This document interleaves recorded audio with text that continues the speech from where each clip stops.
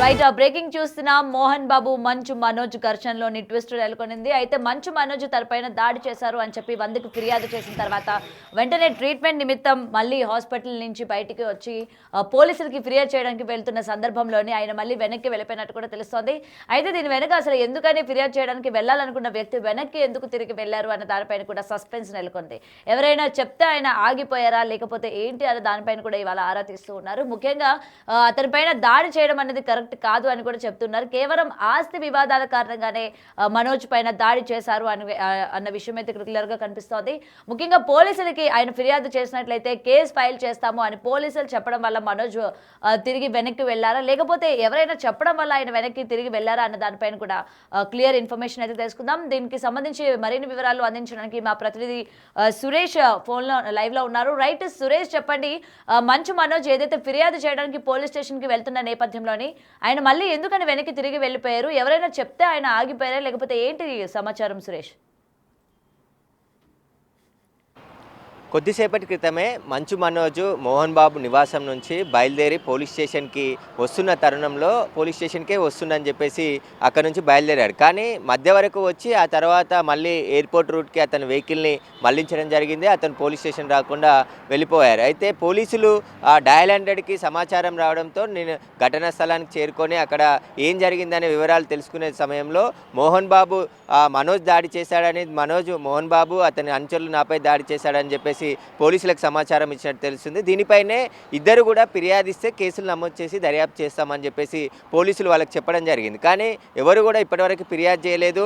పోలీసులు డయల్ 100కి సమాచారం వచ్చింది కాబట్టి పెట్రోలింగ్ మొబైల్లో ఉన్న ఎస్ఐని అక్కడ మోహన్ బాబు నివాసానికి పంపించి అక్కడ ఏం జరిగిందనే వివరాలు తెలుసుకునే ప్రయత్నం చేశారు. కానీ అక్కడ గొడవ జరిగింది వాస్తవమే. ఆ గొడవ తర్వాతనే మనోజ్ డయల్ 100కి ఫోన్ చేసి తనపై దాడి జరిగింది, వెంటనే పోలీసులు రావాలని చెప్పేసి కాల్ చేశారు. ఆ కాల్ ద్వారా పోలీసులు పాడిషరీఫ్ పోలీస్ స్టేషన్కి జల్పల్లిలోని మోహన్ బాబు నివాసం వస్తుంది కాబట్టి ఆయన నివాసానికి వెంటనే పెట్రోలింగ్ మొబైల్లో ఒక ఎస్ఐతో పాటు 4 కానిస్టేబుల్ అక్కడికి చేరుకొని ఏం జరిగింది, అసలు గొడవ కారణాలు ఏంటి అనే దానిపై అక్కడ వివరాలు అడుగుతున్న సమయంలో మనోజ్ కూడా అక్కడే ఉన్నాడు. మనోజ్ తనపై దాడి చేశారు మోహన్ బాబు అనుచరులు వినయ్ అని చెప్పేసి చెప్పినట్టు తెలుస్తుంది. కానీ ఆ తర్వాత మోహన్ బాబు అక్కడ ఉండి పోలీసులకి మనోజే తనపై దాడికి పాల్పడ్డాడని చెప్పేసి ఆయన చెప్పడం. అంటే ఓవరాల్గా కాదు, ఖచ్చితంగా ఫిర్యాదు చేయండి, లిఖితపూర్వకంగా కంప్లైంట్ రాసివ్వండి అని చెప్పేసి పోలీసులు అడిగిన నేపథ్యంలో ఇప్పటి వరకు కూడా మోహన్ బాబు కానీ మంచు మనోజ్ కానీ ఫిర్యాదు చేయలేదు పోలీసులకి. పోలీసులు ఫిర్యాదు చేయడానికి మనోజ్ వస్తేనే ఫిర్యాదు తీసుకొని మేము విచారిస్తామని చెప్పడంతో కొద్దిసేపటి క్రితమే నివాసం నుండి బయలుదేరి పోలీస్ స్టేషన్కి వస్తున్నాడు అనే క్రమంలో అతను మళ్ళీ పోలీస్ స్టేషన్ రాకుండా మధ్యలో నుంచి వెళ్ళిపోవడం జరిగింది. మోహన్ బాబు లేదంటే కుటుంబ సభ్యులు నచ్చజెప్పి వెనక్కి రప్పించారా లేకుంటే కేసుల వరకు వెళ్తే విషయం పెద్దగా అవుతుంది కాబట్టి ఇంతటితో ఈ సమస్యకు పులి స్టాప్ పెట్టాలని మోహన్ బాబు నిర్ణయించుకున్నాడు అనేది కూడా పూర్తిగా వాళ్ళు మీడియా ముందుకు వచ్చి మాట్లాడితేనే క్లారిటీ వచ్చే అవకాశం కనబడుతుంది. అయితే గత కొద్ది రోజుల నుంచి కూడా మోహన్ బాబు కుటుంబంలో వివాదాలు జరుగుతున్నాయి. దానికి కేర్ ఆఫ్ ఇలాంటి ఘటనలే పునరావృతం అవుతున్నాయి కాబట్టి గతంలో మనోజ్ కూడా మంచు విష్ణుకు సంబంధించిన ఒక వీడియోని ఎక్స్ వేదికగా పోస్ట్ చేయడం జరిగింది. తన అన్న తనపై దాడి చేయడానికి తన అనుచరులతో ఇంట్లోకి వచ్చాడు అని చెప్పేసి ఒక వీడియో 2-3 నిమిషాలకు సంబంధించిన వీడియోని పోస్ట్ చేశాడు.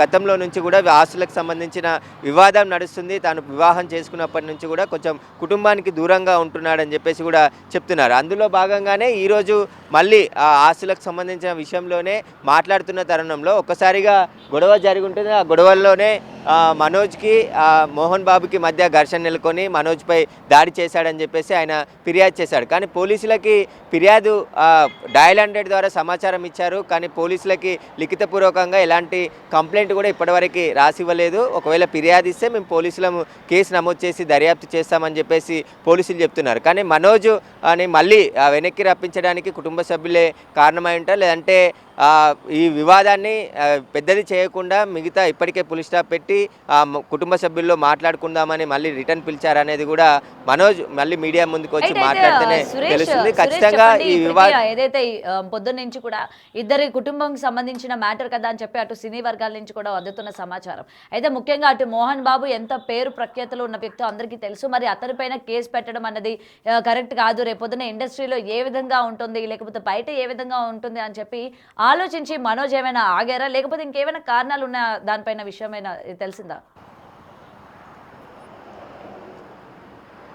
అంటే కుటుంబంలో వివాదాలు సహజం. అంటే ఎవరింట్లోనైనా కుటుంబంలో గొడవలు జరుగుతూ ఉంటాయి. మళ్ళీ కలిసిపోతుంటారు, మాట్లాడుకుంటారు. కానీ ఇక్కడ దాడి వరకు కూడా వచ్చింది కాబట్టి మనోజ్‌ని ఈరోజు ఫిర్యాదు చేయడానికే పోలీస్ స్టేషన్‌కి వచ్చి అందులో ఉద్దేశంతోనే డయల్ 100కి కూడా ఆయన సమాచారం ఇచ్చారు. నాపై దాడికి నేను ఒక్కడినే ఉన్నాను. నన్ను కొట్టి ఇక్కడ నన్ను హత్య చేసే ప్రయత్నం చేస్తున్నారనే ఆలోచన కూడా ఆయనకొచ్చిన తర్వాతే అతను పోలీసులకు ఫిర్యాదు చేసినట్టు తెలుస్తుంది. ఆ తరుణంలోనే ఆస్తులకు సంబంధించిన వివాదం జరుగుతుంది. ఆ వివాదంలోనే మనోజ్ మోహన్ బాబుతో ఘర్షణకు దిగి ఆ తర్వాత అక్కడ గొడవ జరిగినట్టు కూడా తెలుస్తుంది. తనపై దాడికి పాల్పడ్డారు అని చెప్పేసి పోలీసులకి ఆయన డయల్ 100 ద్వారా సమాచారం ఇచ్చారు కాబట్టి అక్కడ పోలీసులు వెంటనే వెళ్ళిన పోలీసులకు కూడా అక్కడ ఘర్షణ జరిగింది. ఒకరిపై ఒకరు దాడి చేసుకున్నారు, అంటే కొట్టుకున్నారు అని చెప్పేసి చెప్తున్నారు. కానీ దీనిపైనే పోలీసులకు ఫిర్యాదు ఇవ్వాల్సి ఉంటుంది. ఎందుకంటే ఏదైనా కేసు ఇన్వెస్టిగేషన్ చేయాలంటే ఖచ్చితంగా ఫిర్యాదు చేయాలి. ఆ ఫిర్యాదుకు సంబంధించిన కేసు నమోదు చేసి ఆ తర్వాత ఈ గొడవ గల కారణాలపైన పోలీసులు పూర్తి స్థాయిలో దర్యాప్తు చేస్తారు. కానీ ఇప్పటివరకు ఎలాంటి ఫిర్యాదు ఇవ్వలేదు కాబట్టి మేము వాళ్ళ కుటుంబ సభ్యులకు సంబంధించిన వివాదమే తండ్రి కొడుకు విషయమే కాబట్టి వాళ్ళ కుటుంబ సభ్యుల్లో మాట్లాడుకుని ఉంటారని చెప్పేసి కూడా పోలీసులు చెప్తున్నారు. ఒకవేళ మోహన్ బాబు ఫిర్యాదు ఇచ్చినా, మంచు మనోజ్ ఫిర్యాదు ఇచ్చినా స్వీకరిస్తాం, ఖచ్చితంగా వాటిని ఎఫ్ఐఆర్ చేసి దర్యాప్తు చేస్తామని చెప్పేసి పాడిషరి పోలీసులు చెప్తున్నారు. కానీ మోహన్ బాబుకు సంబంధించిన ఫిర్యాదు రాలేదు, మంచు మనోజ్కి సంబంధించిన ఫిర్యాదు రాలేదు. ఆయన సగం దూరం వరకు కూడా వచ్చి ఇక్కడ నుంచి మళ్ళీ వెళ్ళిపోయాడు కాబట్టి సినిమా ఇండస్ట్రీ పెద్దలు కావచ్చు, వాళ్ళ కుటుంబ సభ్యులకు సంబంధించిన పెద్దలు ఎవరైనా కూర్చొని మాట్లాడుకోవాలని చెప్పేసి చెప్పడంతోనే రిటర్న్ తిరిగాడా, లేదంటే కొద్దిసేపటి తర్వాత పోలీస్ స్టేషన్కి వచ్చి ఫిర్యాదు చేస్తాడనేది కూడా మనోజ్ వచ్చిన తర్వాతే క్లారిటీ వచ్చే అవకాశం కనబడుతుంది. ఒకవేళ ఎక్స్ వేదికనైనా స్పందిస్తే ఈ వివాదానికి ఫుల్ స్టాప్ పడే అవకాశం కనబడుతుంది.